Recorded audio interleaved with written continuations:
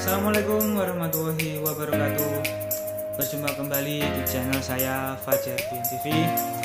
Masih membahas tentang konten seperti kemarin, yaitu pengolahan hasil peternakan dan perikanan menjadi makanan siap saji di kelas 9 Mampu Prakarya semester.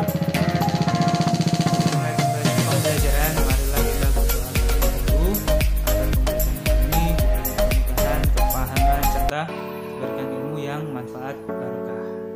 Baiklah, marilah kita mulai dengan berdoa.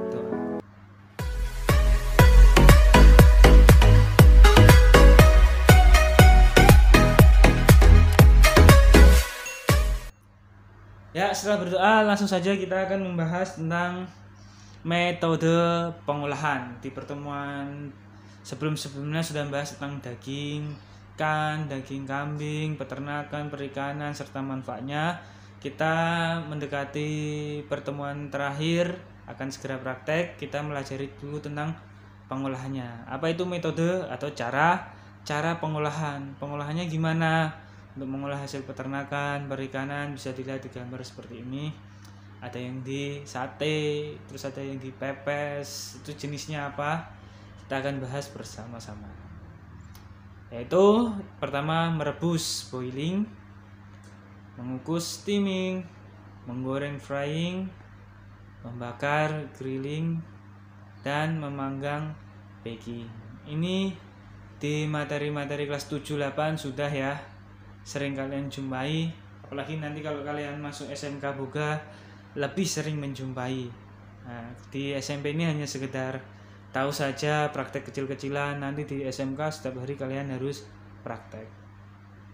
Langsung saja kita bahas, yaitu merebus, ya kan? Bisa dilihat daging ini direbus, dimasukkan ke dalam air. Keterangannya melunakkan atau mematangkan bahan makanan dalam cairan, air, kaldu, santan atau susu dengan temperatur 1000 derajat Celcius. Artinya daging tersebut dimasukkan ke air. Gunanya untuk apa? Untuk matang. Dengan syarat air itu harus bertemperatur 1000 derajat Celcius. Biasa kalian jumpai ini. Kalau daging ya untuk sop daging atau biasanya soto, ya kan? Kalau ikan yang direbus apa? Bisa dibuat asam-asam, itu biasanya direbus ikannya. Dan udang juga ada yang direbus terlebih dahulu, ya kan? Lanjut ya, setelah merebus kita ada menggoreng atau frying ya. Metode memasak dengan cara masukkan bahan makanan ke dalam minyak panas, ya kan? Dengan minyak panas itu disebut dengan menggoreng. Contohnya bisa dilihat di ini gambar samping, ikannya digoreng dengan minyak panas atau bahan tambahan. Bisa kalian jumpai ada juga ayam goreng, ikan goreng, sebagainya. Biasa kalian praktekkan juga teknik ini. Mengukus, contohnya bisa dilihat di gambar samping. Ada apa itu pepesan? Adalah memasak pada bagian dengan uap air. Dari rebusan air pada bagian bawahnya dan bahan makanan masakan tidak menyentuh air yang menghasilkan uap tersebut. Artinya kita hanya membutuhkan uapnya. Makanan tersebut tidak sampai terkena airnya. Kalau terkena airnya namanya boiling atau merebus. Ini kita dengan uapnya saja. Lebih enak ini dengan uapnya karena tidak terlalu basah dan makanan langsung mateng. Contohnya ini yang pepes, kan bisa dipepes. Dan membakar. Apa itu keterangannya? Adalah metode memasak bahan makanan dengan cara dibakar langsung di atas bara api, biasanya menggunakan arang yang dipanaskan hingga menjadi bara api. Artinya bahan makanan tersebut langsung terkena apinya, itu namanya membakar. Biasa dijumpai ini sate, langsung terkena apinya dengan menggunakan bara api untuk mematangkannya. Ini beda lagi dengan memanggang. Memanggang itu contohnya bisa dilihat ini, tidak terkena apinya secara langsung. Keterangannya, metode memasak bahan makanan dengan menggunakan udara yang dipanaskan sehingga bahan yang dimasak mendapatkan panas yang stabil dari segala arah. Artinya bahan makanan tersebut tidak langsung terkena apinya, cukup udara panas sehingga rata, bisa stabil bisa matang, itu disebut memanggang. Nah, ini penyajian dan pengemasan, bisa dilihat contohnya yang lagi hits untuk kalian para ARMY, BTS atau K-popers. Keterangannya, makanan adalah kebutuhan pokok manusia yang diperlukan setiap hari, baik diolah sendiri di rumah atau membeli jadi matang siap santap. Salah satu yang mempengaruhi konsumen memilih atau membeli suatu produk adalah cara pengemasannya, ya kan? Artinya makanan itu harus dikemas biar laris, harus dikemas menarik. Sampai ini contohnya MCT Meal, ya kan? Harus membeli lisensi dari BTS supaya menarik, supaya laris, sehingga banyak konsumen membeli produknya. Jika kalian besok setelah lulus sekolah mau jadi pengusaha, bisa juga ditiru ini kemasannya. Terus tujuan pengemasannya, tujuannya apa? Ini kok ada kaleng-kaleng sarden. Tujuannya adalah melindungi isi atau makanan dari benturan cuaca dan mikroorganisme. Artinya kalau makanan itu terbuka itu mudah busuk. Kalau dibungkus ditutup seperti sarden ini sangat baik, tidak akan terganggu oleh apapun, baik cuaca ataupun mikroorganisme.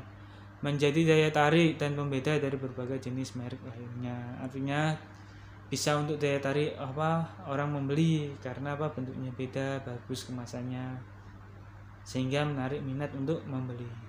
Informasi mengenai makanan tersebut yaitu nama, merek, berat, kandungan bahan, tanggal kadaluarsa biasanya ada di labelnya atau di sisi-sisinya bagian kemasan. Itu untuk memberikan informasi kepada konsumen, dan juga baik sekali informasinya tersebut untuk membantu konsumen cara memasaknya, tanggal kadaluarsanya dan sebagainya.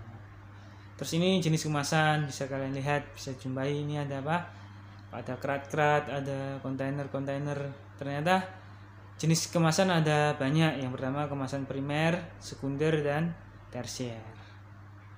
Yang primer seperti apa? Ya ini contohnya. Seperti kaleng-kaleng kaleng-kaleng ini sarden adalah kemasan yang berhubungan atau kontak langsung dengan produk makanan. Ukurannya relatif kecil yang biasa disebut sebagai kemasan eceran. Biasanya ukurannya lebih kecil, ya kan? Kalau banyak itu namanya grosir atau kardus-dusan itu. Ya kan, langsung kontak langsung, artinya langsung makanannya itu langsung dibungkus oleh kemasan ini, disebut kemasan primer. Kemasan sekunder adalah kemasan kedua yang berisi jumlah kemasan primer. Bisa kita jumpai itu contohnya kerat-kerat teh botol. Kemasan ini tidak kontak langsung dengan produk yang dikemas. Artinya itu hanya bantuan saja untuk mengumpulkan jenis makanan produk-produk tersebut. Contohnya ini kerat teh botol sosro. Terus alat dan kemasan, ada alat penyajian tradisional, ada penyajian modern, ada kemasan tradisional dan juga ada kemasan modern. Alat penyajian tradisional contohnya ini tumpeng, ada tempeh, itu alat penyaji, disajikan. Untuk dilihat orang banyak itu namanya sajikan. Tradisional kan dari daun. Terus alat penyajian modern contohnya ini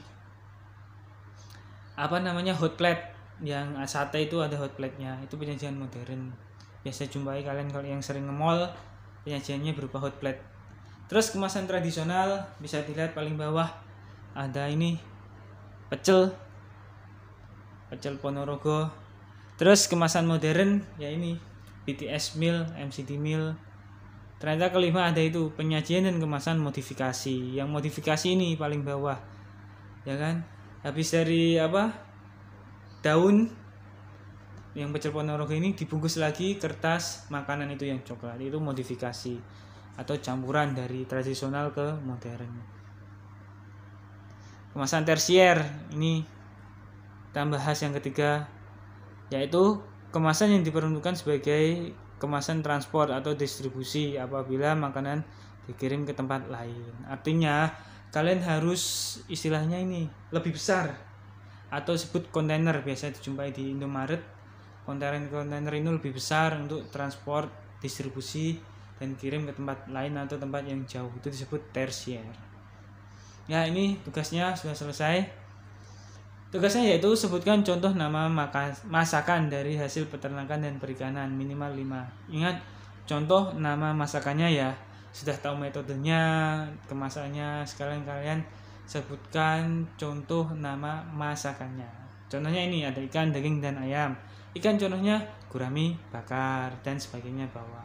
Terus daging contohnya sate kambing, terus apa bla bla bla ke bawah 5. Ayam contohnya fried chicken atau apa lain 5 ke bawah. Mudah sekali kan?